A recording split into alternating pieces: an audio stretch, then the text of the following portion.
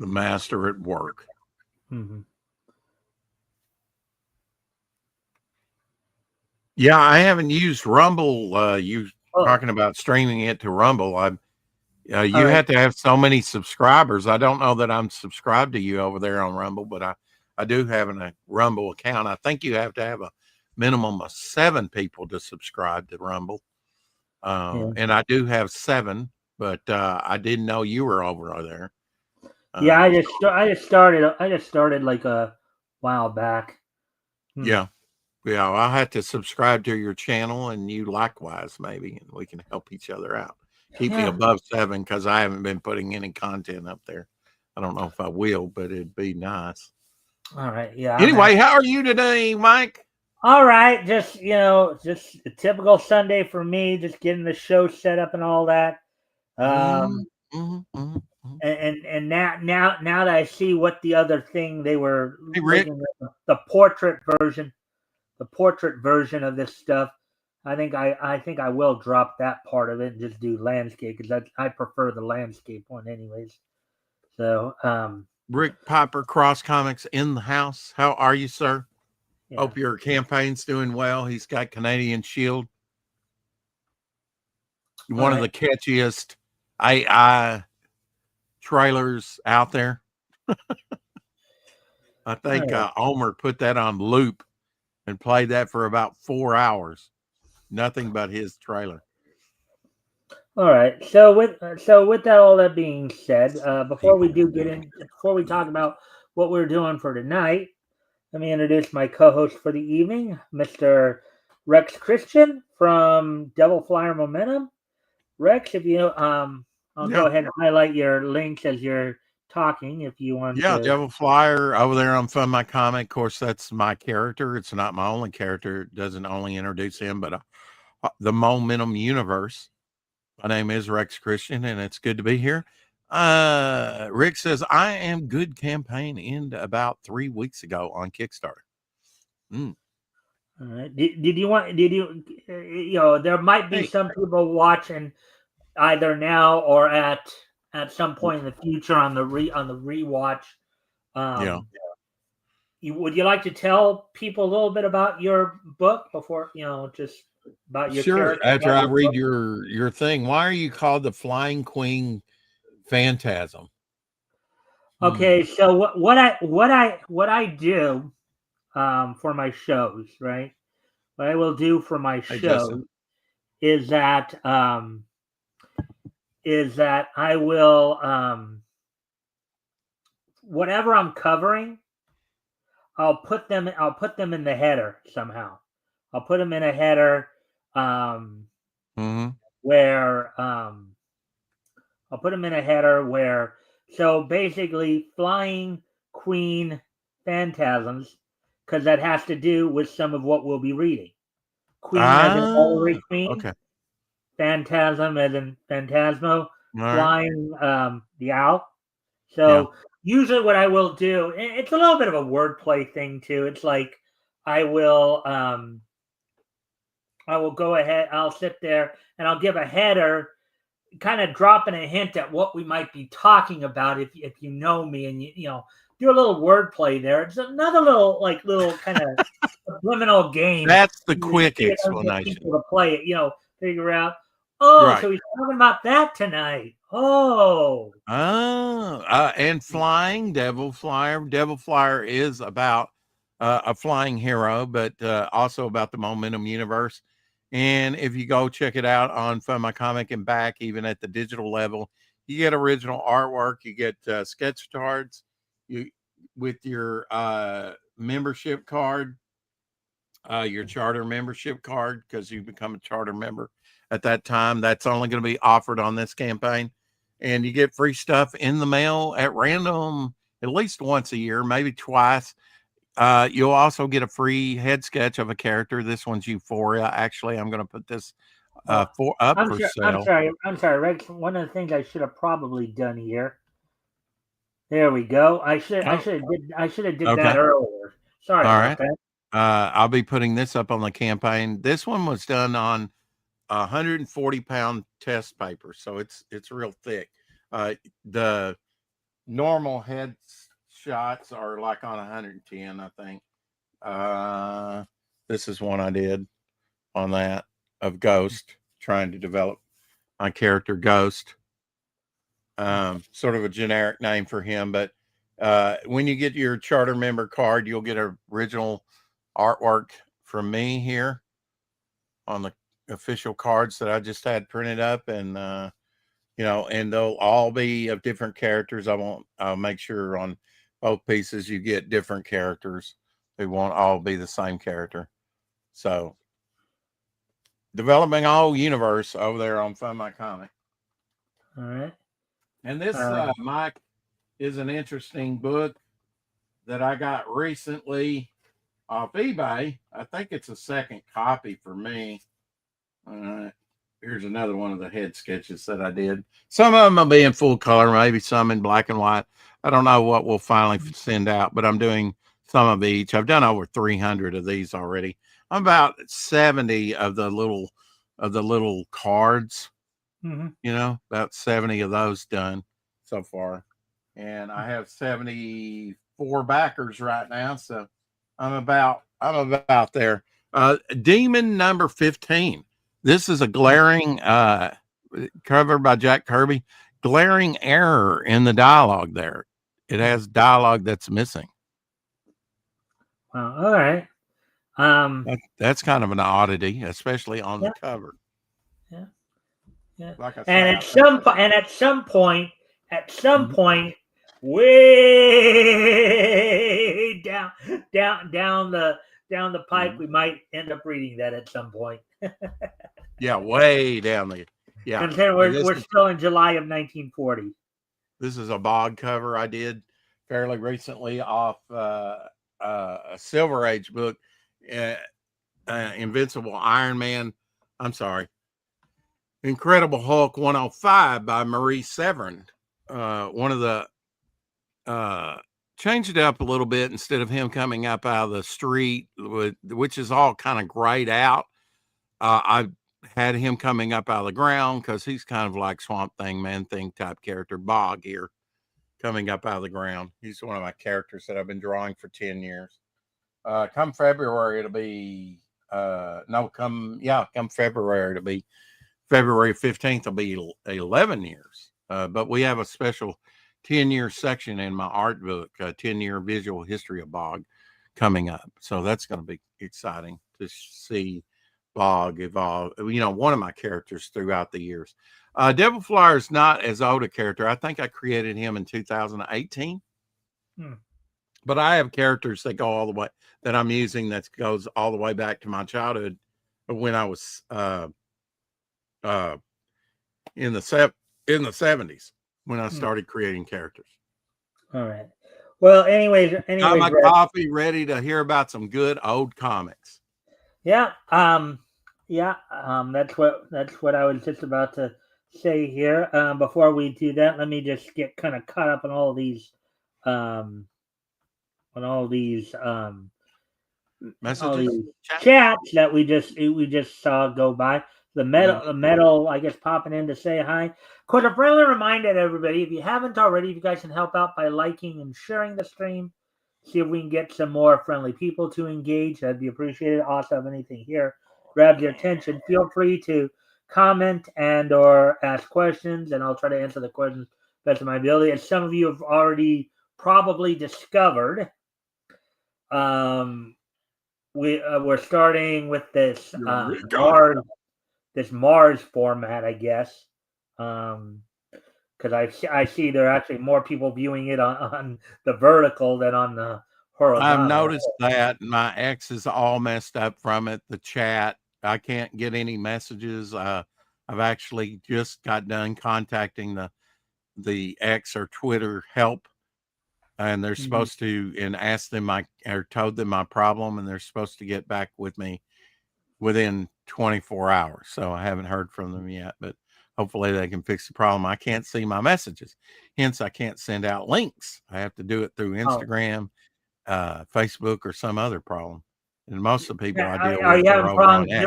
Are you having problems doing it through StreamYard, or are you having problems doing it through YouTube?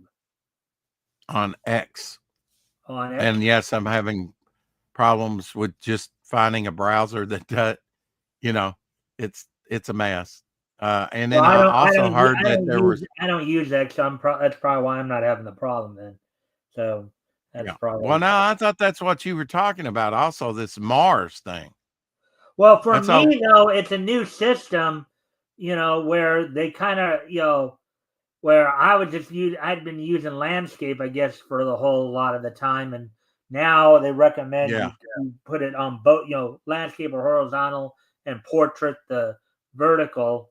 Oh yeah. Oh, you're talking on StreamYard, I think. Right, Yeah. right. I'm I'm talking about sorry. more. I lost track on that. Yeah, Mars.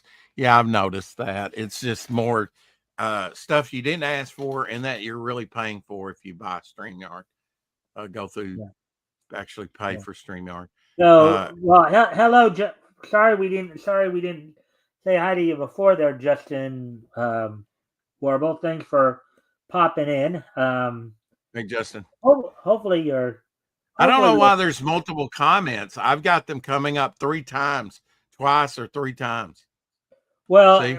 because he actually said it 3 times. Because I did look over. Are He you did say it. sure? He actually did Okay. say hi like that, but Okay. Okay. Maybe. Okay. in the middle, But and then but Rick. see, I had dropped my link once and it came up twice. So I don't Well, know. okay. So on StreamYard here, the reason it's coming up twice is because it's coming up once for the landscape or for the horizontal, and once for Oh, the vertical. jeez, wow. They just have to make it more complicated, don't they? Yeah. So We're improving it and we're charging you for it. yeah. I mean, I'm not happy with StreamYard, but they doubled the price overnight. Mm-hmm. Well, yeah, I remember I was paying $25, and now I'm just paying just under 50 for it. So I know, $46. It's outrageous. And they just for me, did it's that like like overnight. 49.99. So, Yeah. but anyways, Things will turn around, they'll change. I mean, some people are theorizing that YouTube is going to get their own streaming thing for free. So we'll see. all right. So, anyways, I don't know. They'll want to when share that when out to other platforms. so Rex, let me did you now I asked this, I give this option to every, because primarily I bring people on for commentary, but if you would like, would you also like to read in the character on these I'll stories? try. I All know right. it's been about a year since I've done that. It took me at least a year to recover from the last time, Mike. So yeah, I guess I will. I guess I'll participate. I'll try. Took you a whole year to recover just from reading in character? Yeah, it traumatized me, Mike. Yeah. All right. That's why Well, I'm hopefully you'll sticking have a to it little more fun this time. But because I'm a loser. no, you're not a loser. Anyways, okay. One last friendly reminder before we do get into what we're going to talk about tonight. Mm-hmm. Mm-hmm. For every, if you haven't already, if you guys can help out by liking and sharing the streams, that would be appreciated. Um, you know, um, if we can get some more friendly people to engage, that'd be appreciated. And if anything we talk about tonight, That's just me dropping my YouTube. Of course, it had to drop it in both for twice. That's it. yeah, Asinine. yeah, so But yeah, anybody wants to yeah, check out my daily show, do a daily show called the 4 o'clock Shadow, which Mike always friendly comes in and likes, shares, and it's at the very shares it. least, say hi. Sometimes I'll stay a little longer. If, um, Absolutely. Yeah. oh wow, I just better switch out glasses, Mike. Get the right glasses. I didn't realize I went out to lunch, so I had to switch my glasses from my readers to my Oh yeah. What'd you have for distance lunch? glasses. What'd you And have I for didn't lunch? realize I forgot to put the readers back on. What'd you So have for anyway, lunch? I went up to McDonald's and had like the McChicken deal with a chicken wrap added to it, like $8.85 total for that. Wow. That's how you Yeah. meal. That's a pretty good price for that. You get the McChicken sandwich, a small fry, a 4-piece nugget, a small soda. That comes out to like $5.54, I believe. And then the remaining of that $8.85 was the chicken wrap. So, Is that the first time you had the chicken wrap and tried it? No, I've had it before. That's why I added to it because it's Ah, actually really good. yeah. All right. So with all that being said, we're going to go ahead and get started. So before we do get into the actual readings, of course, we're going to talk a little bit about Away we go. yeah, Oh, this we're way. going to talk a little bit about a couple of books that actually made their debut in July of 1940. Red Rider #1, and That's a Western with a little beaver. right, and Sky Blazers #1. So Red Rider was a comic character. I believe he was in comic strips. A lot of these are just reprints of the newspaper strips. Of course, Yeah. the Western Frontier here. Well, now, before you continue, we should say that Red Rider was in a lot of the ads for BB guns. You had a Red Rider BB gun. Oh yeah, well, I as I understand it, a lot of the Western heroes back then had their own brand of BB gun. Red There were Rider a was few. one. Yeah, I think Red Rider probably I think Tom outsold them Hicks was all. another one who had one as well. Yeah. Hopalong Cassidy.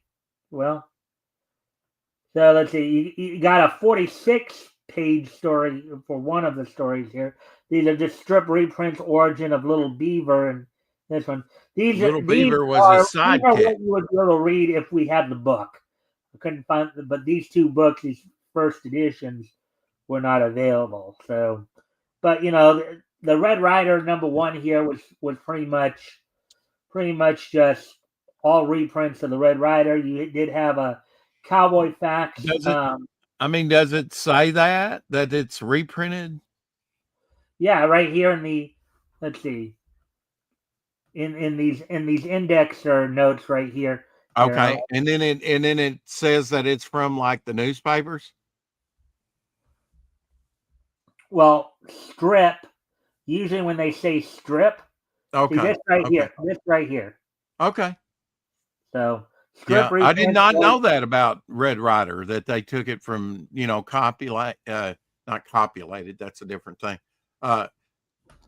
Compiled it all into a book like that. I didn't know that. But a lot of your what's early kind of fun, comics were done that way. Yeah. Well, what's funny about this, and and I know the other guys like Rick and Apex can tell you this from, we've encountered that quite a bit from particularly from the early days, from the throughout the 30s. A lot of the comic books that started out, like the other day, I pointed out that it was 90 years ago. It was 90 years ago on the 12th, this past 12th, that New Comics #1 came out. And New Comics was the book that eventually became Adventure Comics.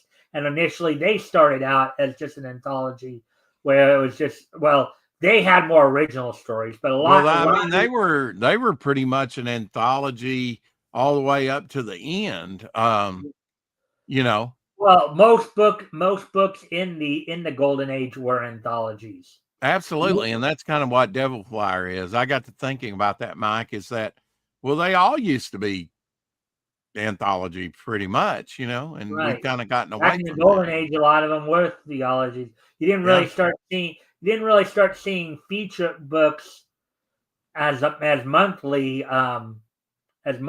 books until the Silver Age, because and I think one reason that people don't like anthologies is that there's not enough on the page counts of the stories, that I think it can be engaging if even in a 2-page story, if you're clever enough, but yeah, I kind of get that people want a more meaty story and more development. And when you've got more stories in one book, it kind of limits your your page count and your reading All right. time Well, on these different characters. when we do get to the actual reading, Rex, you'll see, and we'll be talking a little bit about it. That's the commentary half of it right there. As I've told you before, these shows are part comic book reviews, one part dramatic reads. So, yeah. So basically, yeah, these are. But well, if Red it gets Rider too heavy, I have a revolver here. I'll just self delete, and you can carry on and do the rest of the show. No, you don't need a self delete. Aren't you being just a little silly? Every day in every way, Mike. Okay, and then also, and this one only lasted for a couple issues, Sky Blazers, which is more of an aviation hero anthology. And both these books were kind of the company that would become Dale. Is that correct? Or was Right. Dale? They were initially Western Publishing, and eventually they would become In the Dell. 30s, though, because Dale became Well, Dale actually, in the Skyblazer, 30s. according to this, Holly was the publisher here, but again, it was one of those things where Dell bought them up, and Okay. Didn't but Dale become Dale in the 30s, though? Very early on? um I thought they were because they started Dick Tracy in the mid 30s, or the very first four color Dale was an unnumbered Dick Tracy. yeah, well, I mean, And then you had Cracker Jack Comics. yeah, I mean, I can probably go quickly look that up, but Well, I mean, that's fine. I'm just having a discussion, a conversation with you about it. well, Uh, I do know they started out as like Western and stuff, and then well, and then eventually became Dell. I know in mid 30s that DC or National Comics was the one that started putting a 10-cent, kind of like Red Rider. Uh, they charged a dime for basically reprints, and then it was a big thing. They said all new content, on the covers or something like this is not something you've seen before. And that's kind of where the comic book and charging the 10 cents on the cover price. Of course, you had nickel comics and you had penny comics as well. Yeah. So technically, Dell Comics started out as Dell Publishing in 1929. It ran from 1929 to 1973. Okay. But you know what? I still see Dale on some puzzle books and stuff. So I wonder if that's a subsidiary or a remnant of Dale, because I think they're still publishing today, just not comic books. Yeah. Well, because I know that Dell and Western, they get used alternatively. But I guess I'll try to. So Sky Blazers was kind of a World War II comic book. Well, no, Sky Blazers was more of an aviation. So right, yeah, but I mean during World War II, right? I mean, yeah, well, yeah, because they were entering World War II, but right, like you may see on your screen there now that I have it up there.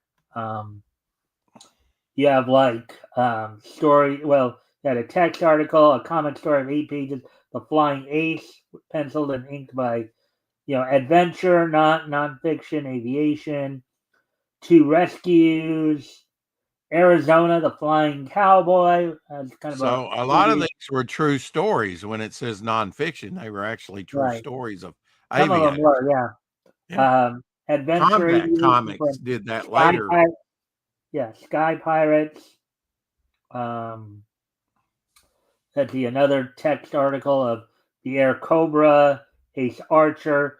Granted, some of them were war themed, but a lot of them were just aviation event. Like some of the adventures would include you'd get some dogfights in wartime, but you'd also get like flood rescues, for example. Because America hadn't entered the war either. Right. Yeah. At this point, yeah, they were still a year away. The Story of Flight. A lot of these books were, again, aviating adventures. you had The Adventures of Bill Baker here. So that was basically the crust of it all. Anyways, all right. Actually, I don't even know why I even removed that because, probably because I'm just being a little loopy here. Hey, Fishozo. There's Fishozo right there. All right. So now with all that being done and said, I just need to quickly look up something here. I guess I'll just go through here to kind of try to cut down on the time. Try to remind myself which the actual numbers of the books and all that, just so I know. Are you familiar with combat comics that Dell did in the early 60s, early to mid 60s that were true stories based on combat stories? Hey, Fizz. I hadn't heard of those in particular, but they did in issue 4, they did the PT boat story of JFK. He's a JFK in his captain's cap. Well, I do know. Cover. Yeah, I do know a lot of companies. A lot of companies did. I mean, granted, mostly when they think comic books, they either think of the gag humor comics or like Archie or right. or I would say that's mostly people that don't read comics, that are unfamiliar with comics. There's a lot more to comics than that. Well, yeah, but where I was going is back here in the golden age of comics, you had all kinds of different genres. Oh yeah, you had a wide variety. That's where I was getting to. You had crime dramas, you had detective stories, you had you had romance. You had some romance. Absolutely. After the war in 1947, Joe Simon and Jack Kirby invented the romance comic. Mm-hmm. Mm-hmm. So right here, it's basically. Isn't that a great title for a comic book? Cracker Jack Funnies. Well, it's Cracker Jack, not Cracker. I thought it was Cracker Jack too, and I think there is a Cracker Jack comics, but these are actually called tomato, tomato, potato, potato. You know, I know I get it wrong, but it's fine. It's fine. So here it's like Whitmore Publishing Company. So Dell went under a few different names when they would publish certain comics. Yeah, and that wasn't uncommon at the time, was it? No. So let's see, Cracker Jack Funnies number 26, and they usually had a proclamation in the books too, Mike. Like Dell Comics would say, "Hey, Dell Comics are good for your children to read. You know, we stand by our product. You know, this is good, wholesome entertainment for your child." And that didn't change even after the authority code came in the 50s. The CCA, yeah. Well, I think it even became even more so with the CCA because again, a lot of that was from Frederick's work. Yeah, I think you're correct because they were having comic book burnings, and people were kind of looking down their nose at comic books at that time. So yeah, they really doubled down and said, "Hey, these are good, wholesome things for your kids to start reading with." And comics made me a reader, Mike. Well, it's kind of funny, and granted, before we get too off topic here, let me get focused here. Okay. Oh, wait, oops. That's the wrong thing. I don't know why. I actually have that book, Atlas to the DC Universe. It's boring. If you want to know where Gotham City and Metropolis is, though, it's pretty neat. Marvel even did one of those books. But who wants an Atlas? Really? It's more for like. Well, I use it for research for like when I was. Of course you would. Well, I mean, like for me, it's the whole immersion immersive. You were as bad as Shadowhawk about contradicting me. Well, it's about the immersive. When you're right, you're right. Go ahead. All right, so Let me just. Yeah, don't you wish you had about just half of these books that you've been covering in your collection? Well, that might be nice, but like for me, the only problem is I'm more inclined to read them online here than I would actually, because Right. the whole clutter aspect of it. But anyways, let me see. Yeah, I get that part of it, but then there's the money to be had by them too if you want to sell them.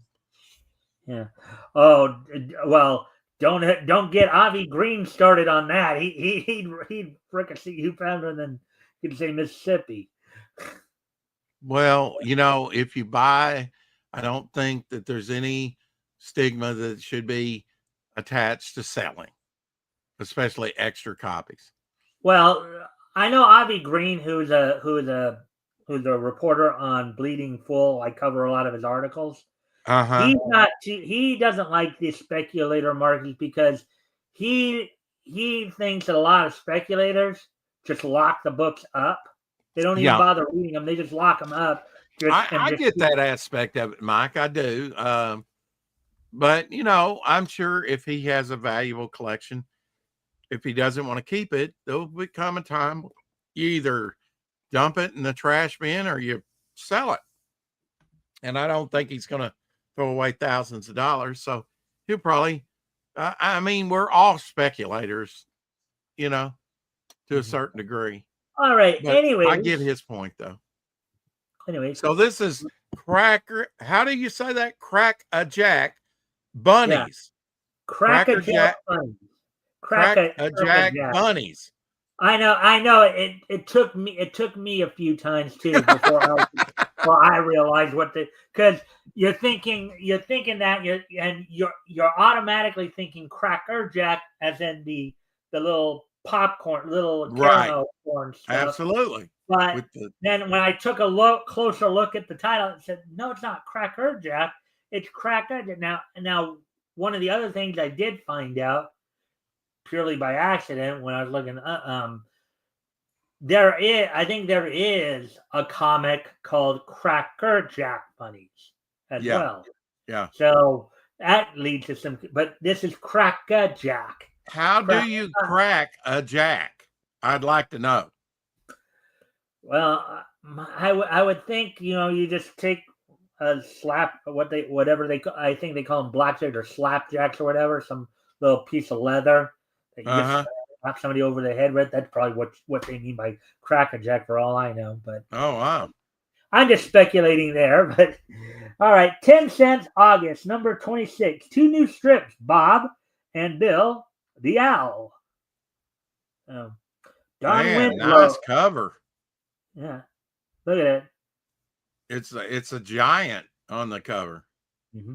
Don Winslow, Don Winslow was another regular in the papers back then. Don Winslow of the Navy.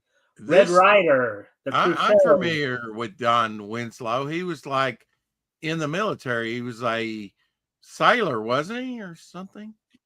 Yeah, he was in the Navy. In the Navy, right? Now, is this an LB Co cover, or do you know the cover artist?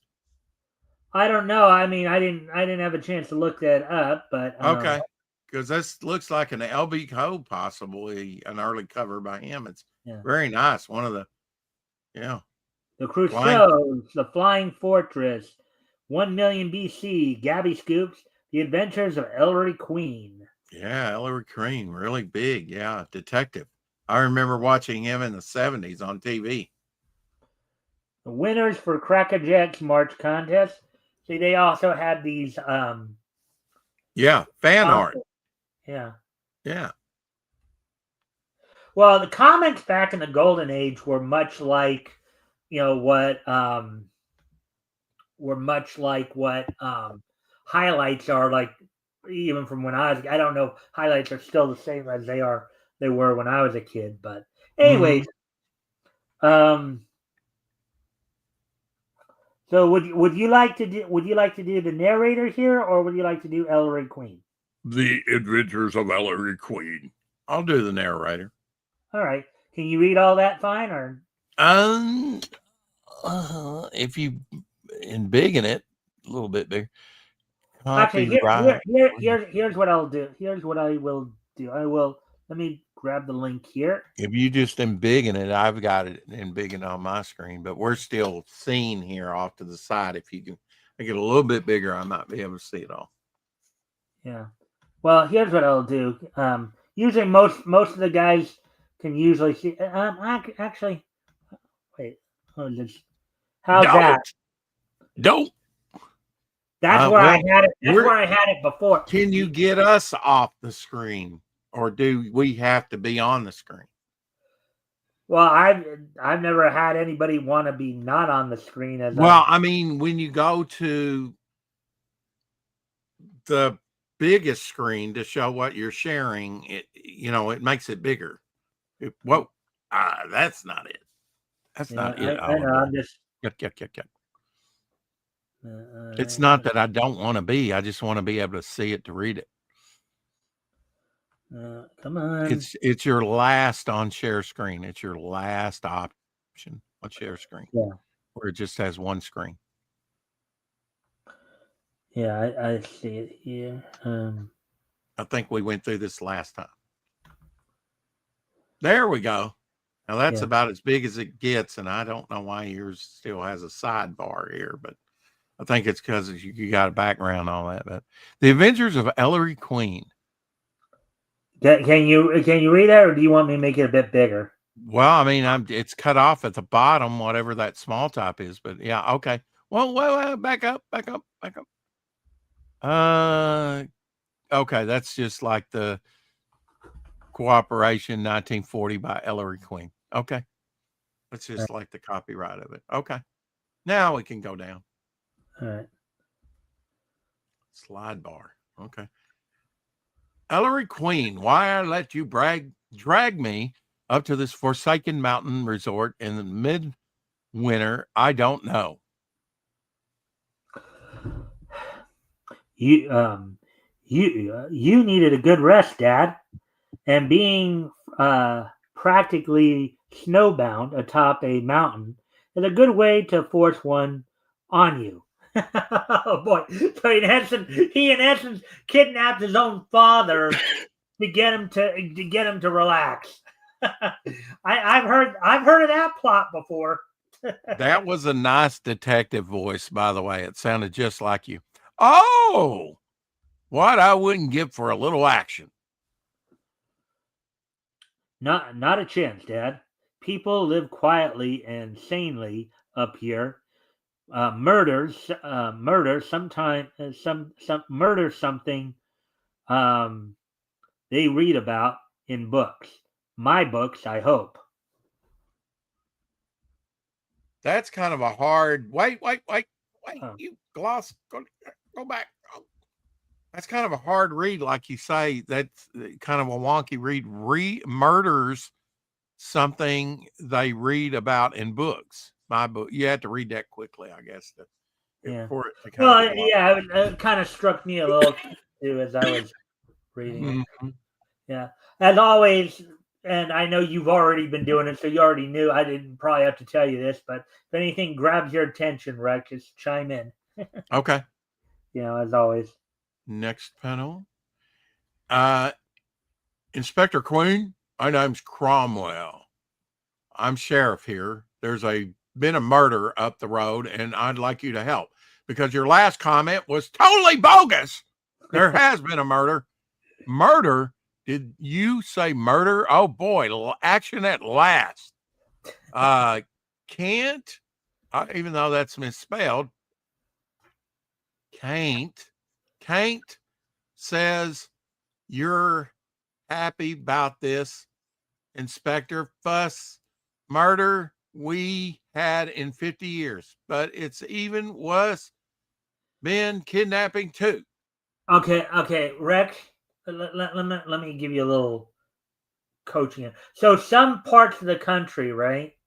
Some parts of the country, particularly back in this time period, not everybody was quite as communicative and literate as we are now, right? Right.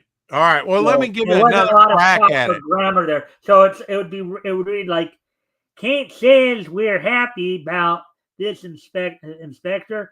First murder we had in 50 years, but it's even worse than kidnapping too. Okay. Well, You see, see how this I did is, that? you almost need a read through to see where they're going. Okay. That one caught me by surprise. Anyway, 50 years of law enforcement, then a crime wave like a measles epidemic, eh, Sheriff?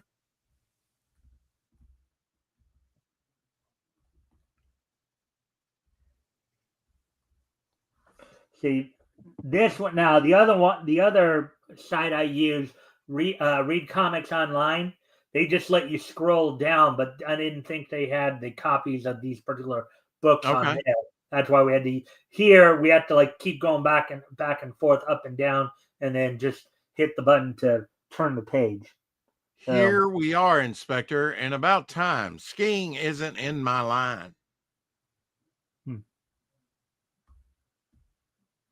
Is there a bottom part? I need to see who's speaking. yeah, I know. Otherwise, I'll be reading your part. Yeah, let's see. Let's see. Yeah, this is your part. All right. A dead man face down with a note pinned to his back. Just as I found him, Mr. Queen.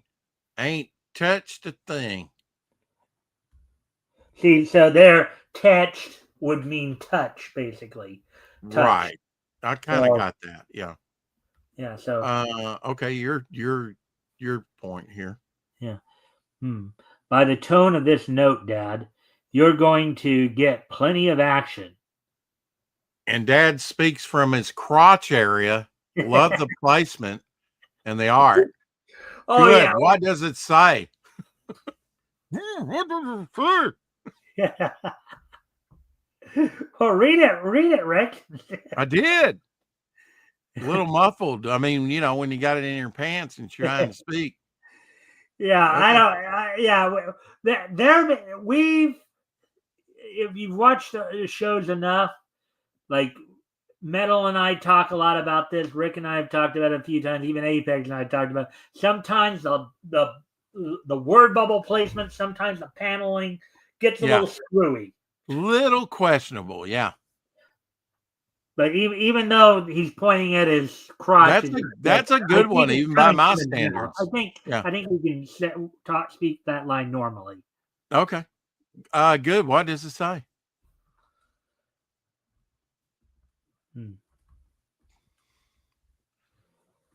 This guy objected to our kidnapping. His pal, Major Thorne, put up 50,000 at the bottom of the ski jump. Tonight, leave it there, unguarded, or the Major gets it next. The 3. Bum, bum, bum. So I was basically saying it as if the bad guys there. Right. All right. So you did an excellent job. Okay. I'm Sure. Just give me a second. I'll tell you where I believe the things are pointing. So, all right. So I'm getting motion sickness here. Yeah, I know. It's just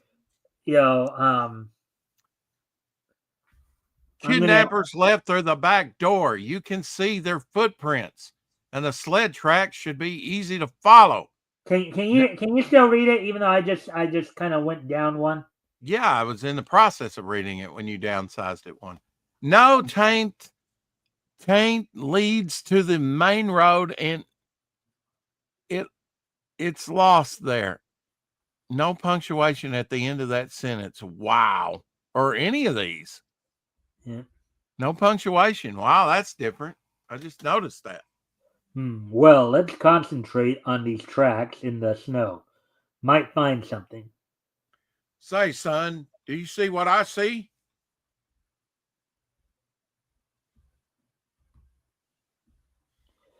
Strange. 3 sets of footprints, each with a limp in the right foot. That makes it simple. Look for 3 men limping on their right leg. I guess that's where they get the name the 3, I guess. Well, we'll find out, won't we? Bum, bum, bum, bum. Unless it says to be continued, and then we're just screwed till next week. Or until a few months down the line, whenever we get back around to this. Oh, geez. But I don't think that's gonna. I don't think it's gonna be the case. I think they'll find a way to wrap this up. I hope so. All right. You got me on pins and needles here. You forget this is a skiing country. This is a skiing country, Dad. People fall quite often and acquire limps. We'd have to hold a good part of the resort visitors, I'm afraid. Hey.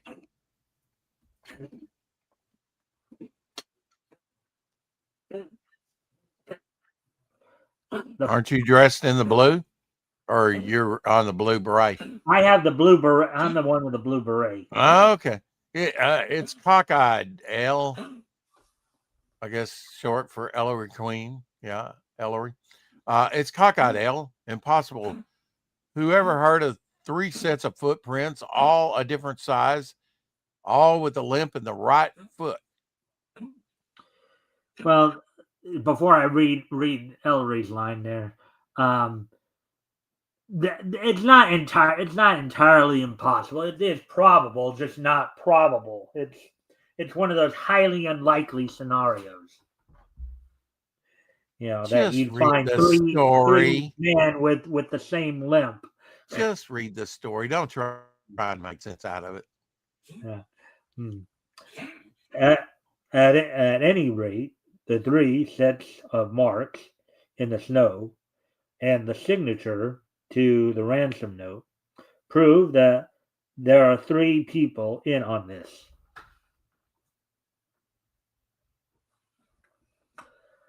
How long ago did the deceased Clifford Gray rent this cabin, Sheriff?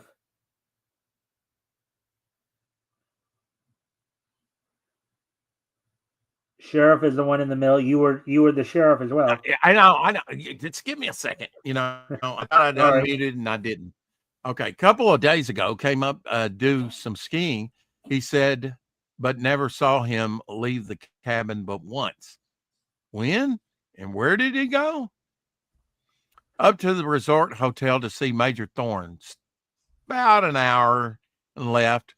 That was yesterday afternoon. Thorne came down here last night and didn't return home. His wife, daughter, and her boyfriend got worried, called me up, and I came over here. And you found Thorne gone and Gray killed, eh? Boom, boom, boom, boom. Sheriff, have you found my father? Who's that on the floor? No, no, ma'am. No, nom. No, help me out with this, Mike. What the hell? Like gnome. Gnome? Like try to jam no and ma'am together. Like, I know. I'm trying. I can't do it. Like Nome, Alaska. Nome? We ain't found your pop yet, Miss Thorne. You're screwed and up the anyway. He's been kidnapped. The man on the floor is your pop's friend, Mr. Gray. He's been killed. How big a friend must he be that the daughter doesn't recognize his father's longtime friend? Anyway, logic out the window.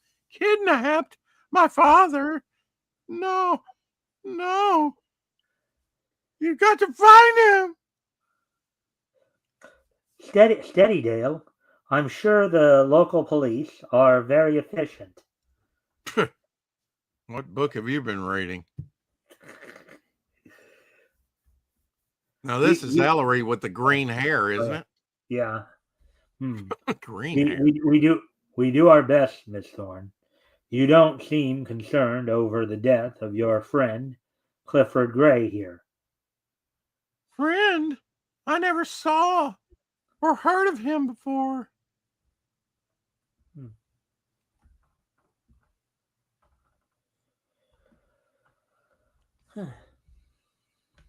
I should have cracked that Jack before I started to read this.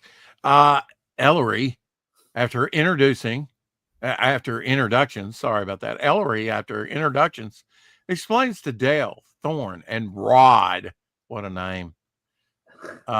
Mayor, I guess his name is Rod Mayer. Why give his last name? I don't get it. Because you didn't get the last names of Dale or Thorn. Anyway, her fiance, all the facts of the case. So Actually, they know that. Thorn is Dale's last name. Okay. Dale and Rod, what a great name, Rod. Dale and Rod know nothing, about Gray's visit with Major Thorn at the hotel, nor, boy, they barely got that word in there, squeezed it a little bit, nor the Major's visit with the Grays at Gray's cabin, or the motivating reasons behind them. Then Ellery shows Dale Thorn the ransom note pinned on Gray's back. $50,000? I don't know where I could raise that much money. No, awfully sorry. Money tied up. Sorry, Dale. Actually, since I was doing the boyfriend, that should have probably been me. Well, okay. Sorry. No, You can read it. No, go ahead. No, awfully sorry. Money tied up. Sorry, Dale. Where have I heard that before? Surely you have friends. Your fiance, Mr. Mayor. Oh, okay. Oh, okay. I'm sorry. Actually, no. That is okay. The way they wrote all this is a little screwy. Surely you have friends. Your fiance, Mr. Mayor, could raise it, perhaps. Yeah, I suspect my boyfriend. He's the one that did it because he said the money was tied up. That's a red flag for me. Dad's had reverses too lately. Had reverses. Wow. Is that a disease? Dad's had reverses too lately, but I'll raise it. I'll raise it somehow. Now, in that, considering the context right there, Rex. Considering the context, what do you think in that particular context? What do you think the term reverses means in that particular context? Well, he's out of money. He's broke. Right. Basically, he had losses. Right. That was the way. That's the way they. And this is something I will pick up on a lot too. I'll commentate on too. Is word usage like this, because we wouldn't say, oh, they suffered reverses. We would say today that they lost money, right? Yeah, he's a broke bum. Yeah. Yeah. So, good girl. I'm sure you'll not only get your dad back safely, but the money too. Such a detective. He already knows that already. Next night, after making several phone calls to friends, Dell turns $50,000 over to Ellery Quinn to place at the bottom of the ski jump. Wow, she raised that money real quick, didn't she? Mm-hmm. And I don't start reading quite yet. I'm just trying to figure out the pattern. I'm not reading anything. I hate it when you can't only because these panels can sometimes be a little tricky. I'm just trying to figure out the. Look at that one panel. It looks like Ellery's father's turned Chinese. Starting to suspect the father. Yeah, actually, that is kind of interesting too. Yeah, but and why does he have a giant acorn cap? I don't know. I don't think we can resolve. If it was pink, it would look like a fembat nipple.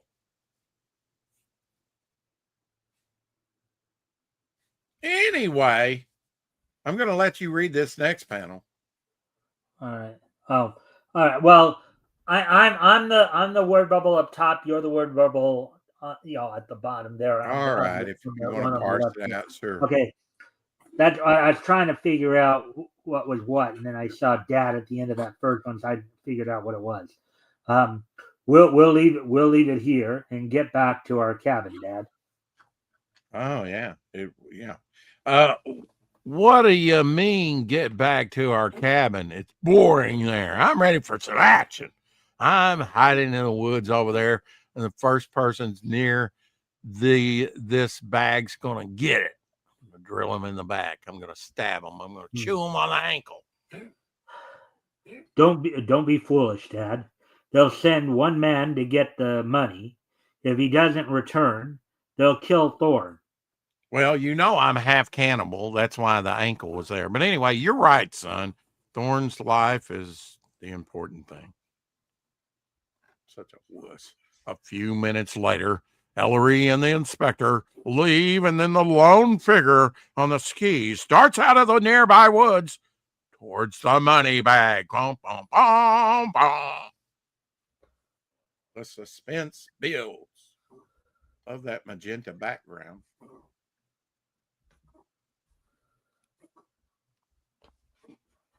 He examines the bag. Then, satisfied all the money is there, he speeds down the mountain toward his secret hideout. Bum, bum, bum, bum. My name's Thorn. Help me. Help. There's there's some narration at the bottom there. Okay. Yeah, that should have really been put up top, huh? The Yeah. following morning in the Queen's cabin. My name's Thorn. Help me. I'm half frozen. Help. Dead broke, too, by the way. Just let me die. And then it's Thorn, El. Quick. He's going to pass out and get frostbite. Kidnapped. Ransomed. My wife. Daughter. Hotel. I'll bring them immediately. I'll bring them immediately, Major. Poor guy's frozen stiff. So now his dad is looking normal again. Yeah. See that? Poor guy's frozen stiff. We'll probably have to amputate those toes. A little while later, Alfred, Dad, you're really safe. Dale, Mary. Tell us what happened, Major Thorn. Do you know who the kidnappers were? No idea. Took Gray, a chap I met up here, and me by surprise in his cabin. Gray tried to fight. They killed him, then pushed me out into the snow, into a sled they had. Tied, gagged, blindfolded me on the sled and took me away. This morning, Do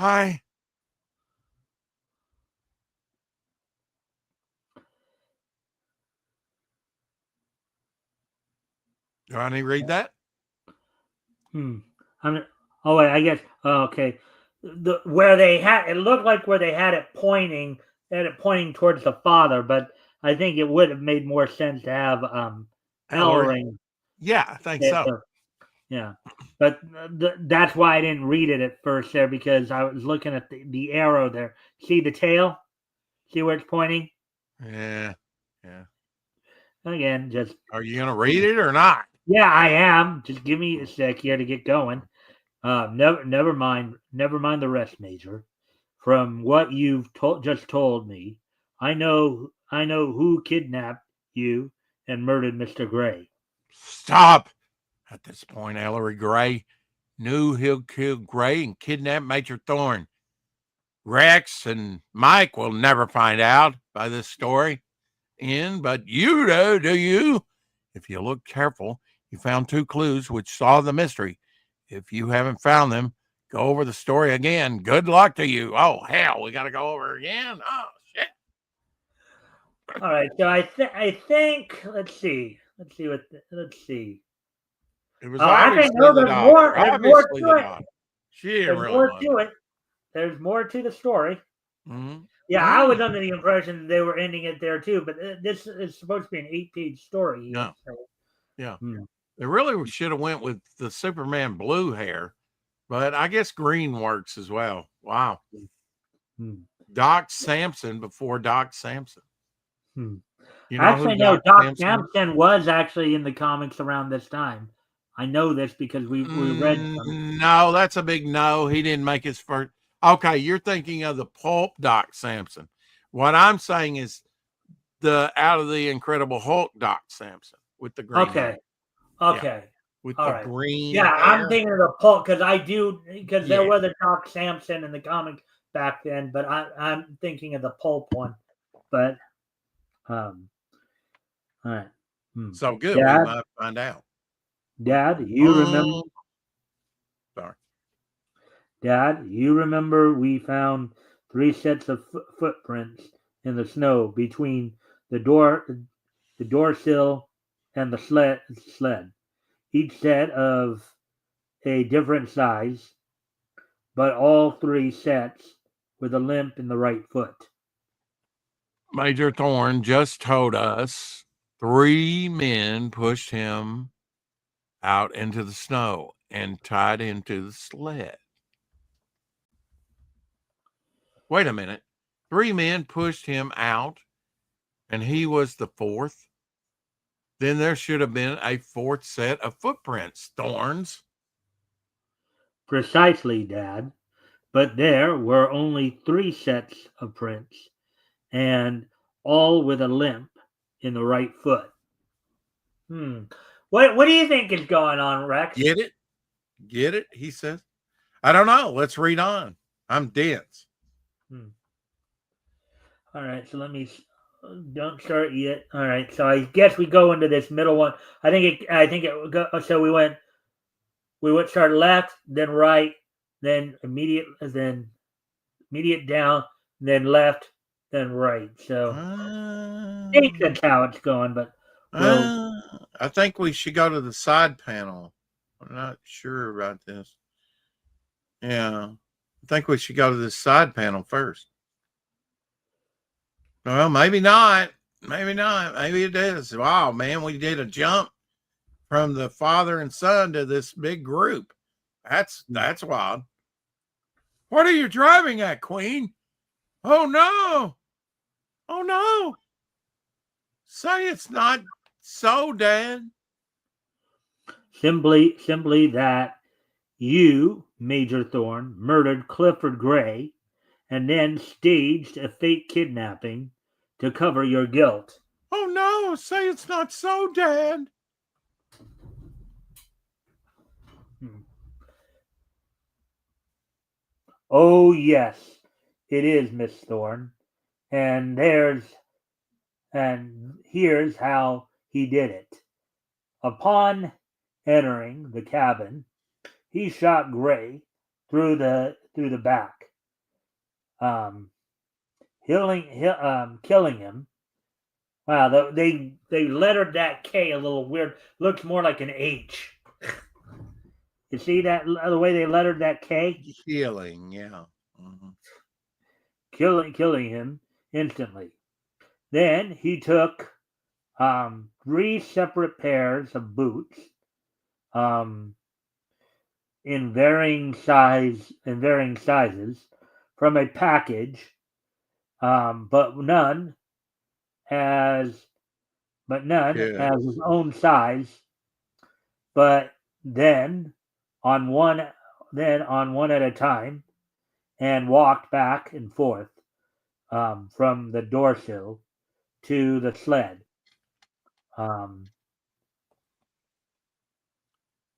in each pair, making clear tracks in the snow. Well, you say that with such authority, Ellery. I must believe it. You are the detective after all, and I would like to sleep with you. Oh The boy. idea of the deceptive shoes was ingenious, but 2 things spoiled the ruse. First, somehow, probably while skiing to the cabin, Thorne hurt his right foot, thus a limp in all 3 sets of tracks. Second, he forgot to leave his own tracks. You know In other something? words, he I left think 3 sets of tracks instead of the 4 required. I think I read your part. I'm sorry. yes, I was just about to Would bring you that like to up. reread the whole thing? Yeah. You would. The Of course idea you of the would. deceptive shoes was ingenious, I'm but reaching two for the things revolver. but two things spoiled the ruse. First, somehow, probably while skiing to the cabin, Thorn hurt his right foot. Bang. Thus, thus a limp in all 3 sets of track. Hey, Rick, you don't need to do that stuff. All right. Second, he forgot to leave his own tracks. In other words, he left 3 sets of tracks instead of the 4 required. But it's possible that the kidnappers carried him out. Then 3 sets of prints is correct. Good point, Dad. Matter of fact, I took that for granted during the entire case until Major Thorne informed us that he was pushed out. That that slip, Major Thorne cleared up all the loose ends and made you the only possible killer. Uh, do you want to fathom a guess as to why he thought that, Rex? No, not at all. And it does sound like circumstantial evidence at best. Well, yeah, but the idea, well, here's where I think we're going to end up going with that. If they did drag him out, you would have probably seen signs of drag marks in the snow. Of a struggle. Yeah. Yeah, you would have seen some kind of drag mark or struggle signs in the snow as he was being dragged away. Yeah.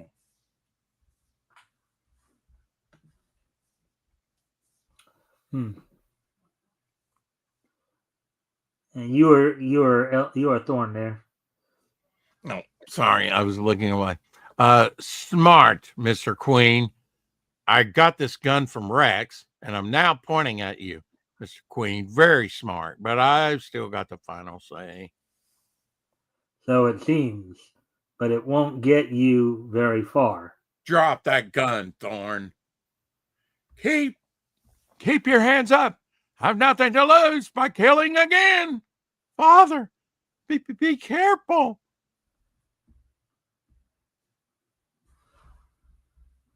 Ellery puts on his skis and pursues the fleeing Major Thorn. Major Thorn got down the hill quick, didn't he? Mm-hmm. He's fleeing for his life. I guess life. he's a pretty good skier, isn't he? Thorn approaches a jump off. He jumps as Ellery gains on him. Thorn loses his balance in midair, and Ellery leaps close behind. Now look at Ellery in the air. Ellery in the air there. Yeah, but look at the previous panel. He's right on the edge, and yet Thorn is already tumbling down to the ground. So that was a quick couple of seconds. Unable to right himself, Thorn leads head first. Ellery high above may hit him. Ouch! Page 7. That kind of fall can really do damage. I mean, he could be paralyzed in that fall. Break your neck, absolutely. But now Ellery's, as Ellery lands, Thorn draws his gun that he got from Rex. Thorn coldly aims and fires. The bullet finds its mark. Dead.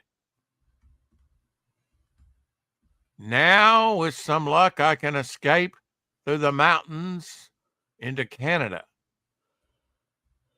Ellery slamming, Ellery shamming death, suddenly kicks out with his skis, taking the Major by surprise. Ooh, Not today, Major Thorn. ooh, good line. Smack. Let's see. Thorn's surprise is only momentary. He lunges at Ellery, who, though wounded, gets up to meet the attack. Ellery puts his last remaining strength into one mighty blow, knocking Thorn out. Ooh.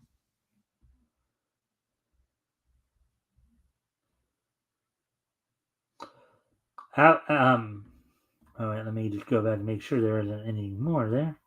All right. After I knocked Thorn out, I recovered his gun and brought him in, and that's all. Oh, that's about what about Thorn's motive?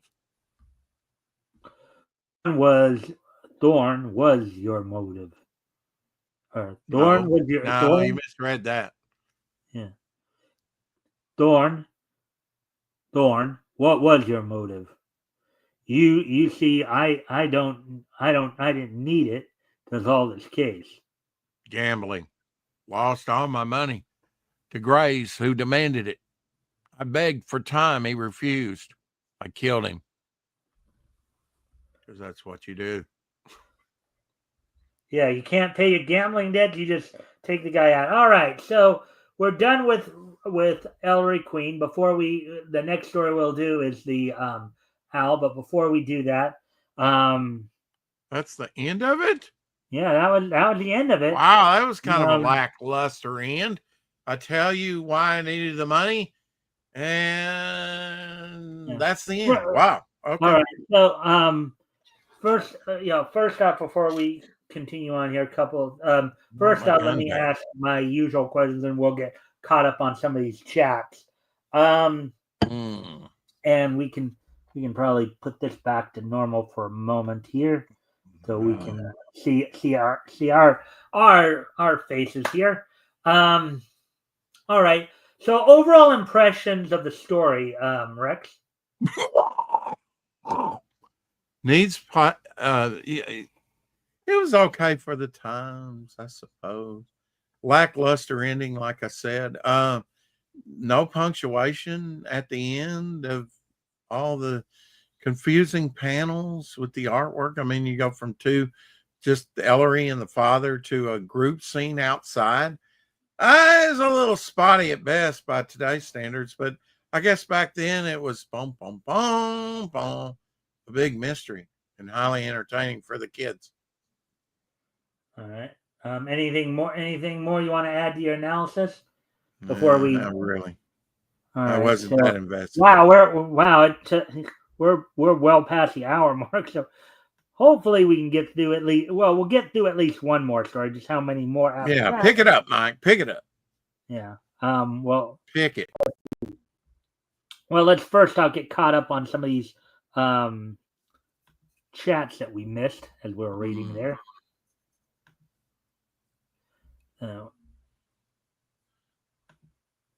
Okay. Anyways, what's your favorite movie of all time, Mike? I don't know if I have one favorite movie.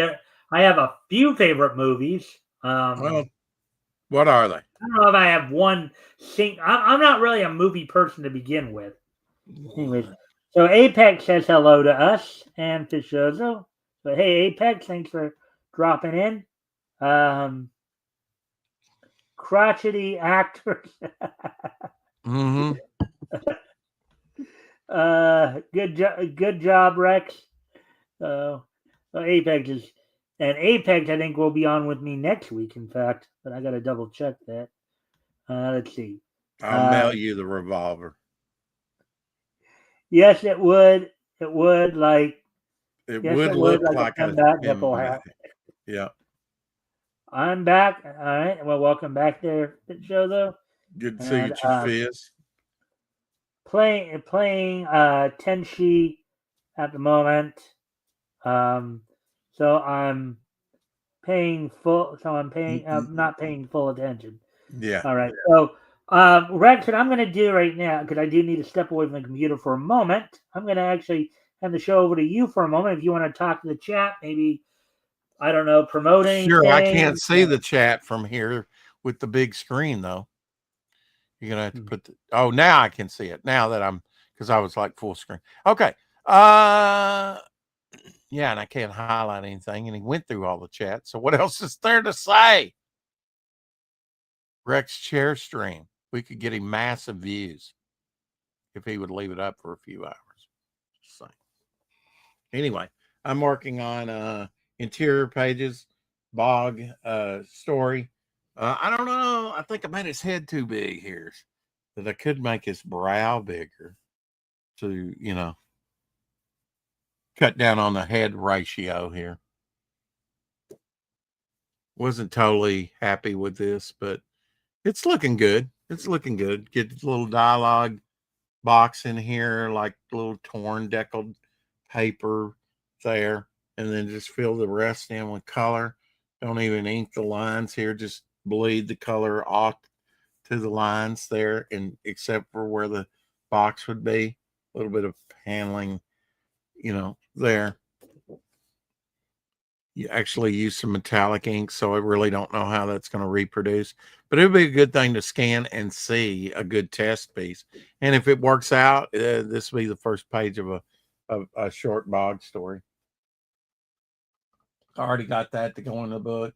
I already got croc bog and other things here.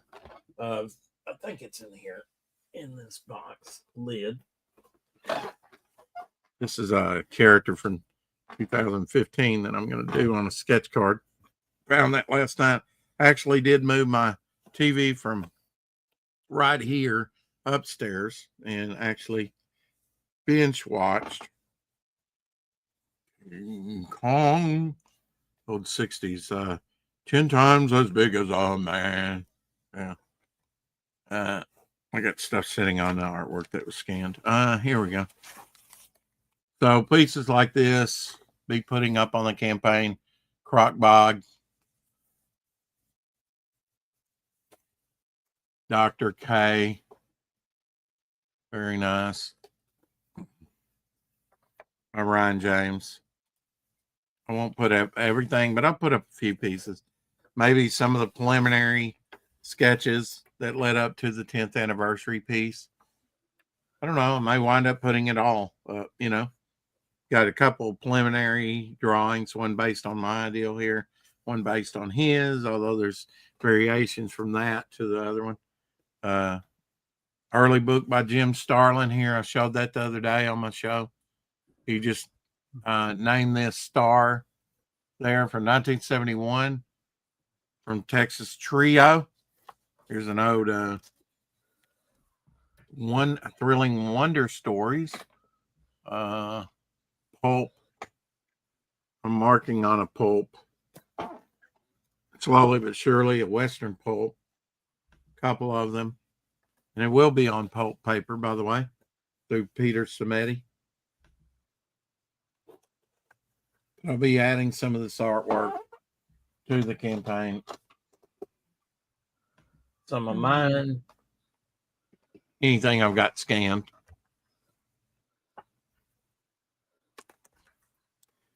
All right. All right. So let's have a book recommendation. Book recommendation. I'd forgotten I even had this one. Joe Simon and Jack Kirby Classics, Fighting Americans from the 50s. So it's got all these great Fighting American issues in hardback form. You want it. You have it.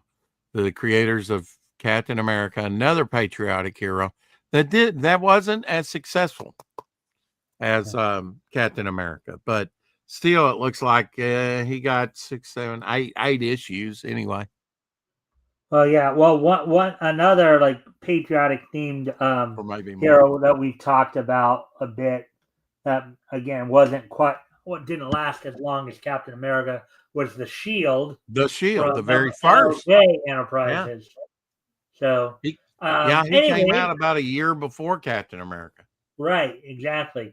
And we've been reading some of his stuff too. We've read some of an it. old MLJ character, kind of Archie comics Right. related. Yeah. Started out in Pep Comics #1, and then later in issue 30 something, Archie took it over and was so wildly popular. Sort of like the Mickey Rooney, Andy Hardy stories that were so popular. He was kind of like the film version of Archie, really, for teens and kids. Fighting America fought a gangster called Double Header, who were conjoined twins. Yeah, isn't that wild? Peter Simeti brought back his printing services. Yes, he had a campaign, but you can pay him to print in newsprint with the same rates as he had on the campaign, limit to 200 issues, 48 pages max, color or black and white, and the little mini comic size as well. All right. Rex, we're already at an hour 20. So what I'm going to do is I'm going to move on to the funnies. Okay. And actually, what we're going to do there is we'll actually read your namesake. We'll read Rex King of the Deep. Figured you'll get a kick out. I'll do the narration on that one, and you can be Rex King of the Deep. Okay. All right. So let me just. There was a Rex the Wonder Dog too in the 50s. Yep. I'm fully aware of that. That was actually a pretty cool feature as well, book as well. And Dr. Doolittle was played by Rex Harrison. I always paid attention to the different Rexes out there because there's not that many. I'm probably the only Rex you know, Mike. Well, in modern times, Rex isn't quite as common a name as it used to be, but yeah. So seems like there's a lot of dogs called Rex. Yeah. I don't know why that is. But anyways, we'll read this story and then we'll start to wrap things up. We'll go through like this day in each history, and then we'll start to close things out because we're coming up on an hour and a half here. I usually try to go how long? For these shows, for these historical comic retrospectives, I usually try to go about 2 hours.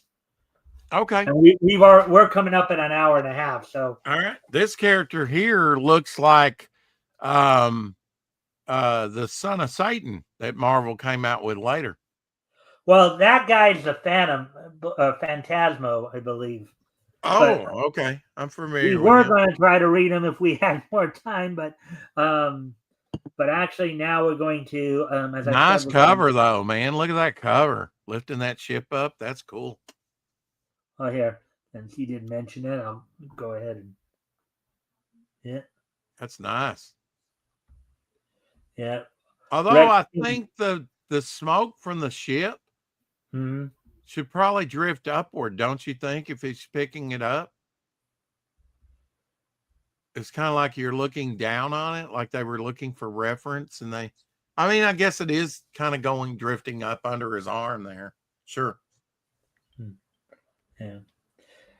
So, the master of the world, Phantasmo, Rex, King of the Deep, John Carter, of Mars, Martin, Sky Ranger, Whitey Harrison. I have a question. John Carter is John Carter of Mars, isn't it? Or is it just John Carter? I believe it is. I believe some of his stories were in just John Carter, huh? Okay. Well, there was a time when Dell and eventually Gold Key would take over for them doing this. Dell was one of those companies that was actually doing more of the, we will make the comic adaptations of some of these popular like TV cartoon properties.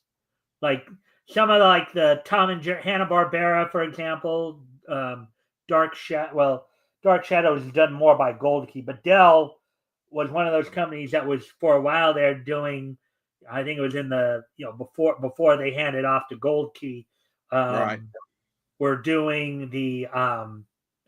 doing some of the comic adaptations of some of the like TV and cartoon properties. Yeah, and movie adaptations. They did like The Mummy and The Creature of the Black Lagoon, Dracula in the early 60s, mid 60s.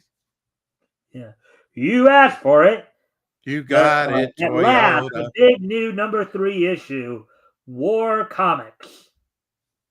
Bum, bum, bum, bum. There actually was a War Comics that came out by Charlton. It was called War Comics. There have been a few titles like believe it or not, this is actually the second volume of Funnies. Oh, you know what? It wasn't called War Comics. It was just called War by Charlton. So I guess anybody could kind of like say War Comics. I don't know if they had that trademarked or what. All right, so this is Phantasmo. Yeah, and we'll kind of go through that. Wow. Now you're gonna have to make it big if you want me to read any of this. Get us off the screen and bigging it as big as you can. I know you're gonna read the majority of it. And there's Boss. There we go. Rex, King of the Deep. So let me just see where. Oh, that's a nice submarine. Look at that. I don't know what that green thing. Oh, it's a flying. Okay. Okay. It looks like a hydroplane. Yeah, it's a hydroplane. Very wild design. The Japanese in World War II had. Thanks for making that big, by the way. Yes, Rex, the betrayer. Repent, laugh out loud. Yeah, I was supposed to be on Omer's channel tonight, but we scheduled this. Well, thanks for dropping in, Omer. I appreciate that. Just to bust me in the nuts. Rex, King of the Deep. Yep. All right, so I'll let you be Rex, and then I'll do the narration, and then we'll figure out the others to do as we go along. Ooh, nice submarine. Yeah. A.M. Williams Corporation. Ooh, look, they got a little underwater tank too there in that first opening shot. Look at that with the turret on it. Upwards, up. There we go. Oh, not that far. Do you see the little in black there? Oh, you mean just above the? Okay, I think the fish are hanging about right above it. Yeah. Okay. Yeah, that's neat. That's neat. You got a neat submarine, neat plane, neat underwater tank. That's cool. I always liked underwater adventure. All right. Well, let's get into this. When Tim's sub hit a derelict, much of his machinery was ruined. Rex and Tim are now returning to where they left Tim's sub on the ocean floor, carrying the necessary parts they got at home.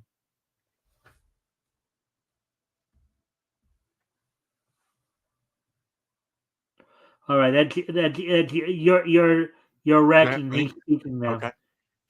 We should be near the spot where we left your sub, Tim. I'll check our position again. This is the spot, Tim. Okay, Rex. I'll tell him to stop the engines. You go inside your sub, Tim. I'll look it over on the outside. Oh, okay. Now this one's a 6-pager, so this one won't be quite as long. Tim, part of his crew, and some of the required machinery are lowered to Tim's sub. Right there, he looks more like, granted, even though he has the breathing helmet on, looks a little bit more like the Submariner than anything else. Namor. Then that just may have been how they colored people underwater like that, I guess, or drew people underwater like that.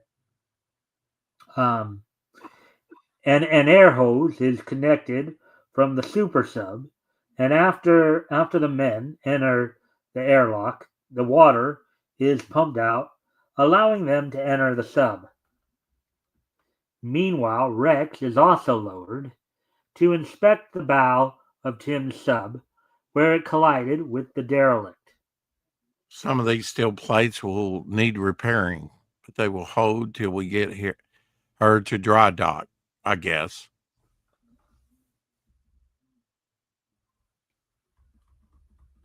As Rex moves along, he doesn't notice a shape following him. Oh, look! It looks like a squid got its eye on him. Or an octopi, yeah.